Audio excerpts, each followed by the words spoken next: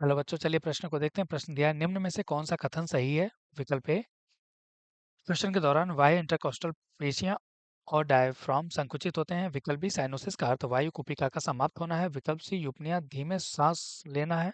विकल्प D, coryza मनुष्य में कोरोना वायरस से होता है। तो इस प्रश्न की मुख्य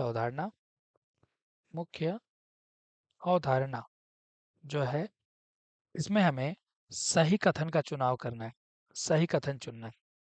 आइए हम कथनों पर विचार करते हैं और समझने का प्रयास करते हैं। तो अगर हम बात करें विकल्प ए के बारे में, जहाँ पे बोल रहा है कि श्वसन के दौरान बाह्य इंटरकोस्टल पेशियां का मतलब हम इसे बोलते हैं अंतरापशुक पेशी। अंतरापशुक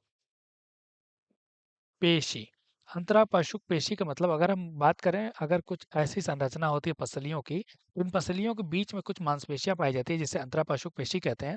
और इन पसलियों के बिल्कुल नीचे ऐसी कुछ मांसपेशी संरचना पाई जाती है जिसे हम क्या बोलते हैं? डायफ्राम बोलते हैं। ये हमसे पूछा जा रहा है कि यह संकुचित होते हैं, तो ये हमारा विकल्प सही हो जाएगा, यही हमारा सही कथन है। बाकी विकल्पों की अगर हम बात करें, साइनोसिस का अर्थ वायु कोशिका का समाप्त होना, यह गलत है। साइनोसिस का अर्थ होता है ऑक्सीजन की कमी और कार्बन डाइऑक्साइड की अधिकता के कारण। अगर हम इसके प्राथमिक लक्षण की बात करें तो त्वचा का रंग हमें नीला दिखाई पड़ता है। तो इसलिए यह गलत हो जाएगा, क्योंकि यहाँ पर हम देखेंगे ऑक्सीजन का अभाव देखा जाता है। यूपनिया धीमे सांस लेना है, यह भी गलत है, क्योंकि यूपनिया का मतलब होता है कि सामान्य दर से सांस लेना। अगर हम बात करें हाइपरनिया, तो हाइपरनिया में होता है कि तेज गति से सांस लेना, और हाइपोनिया का मतलब होता है जहाँ पे श्वसन दर कम हो जाती है।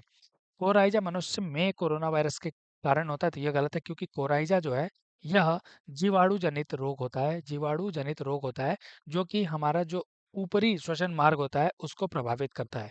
तो दिए हुए प्रश्न का सही विकल्प विकल्प ए होगा। आशा करते हैं इस प्रश्न का उत्तर आपको समझ में आया होगा। धन्यवाद।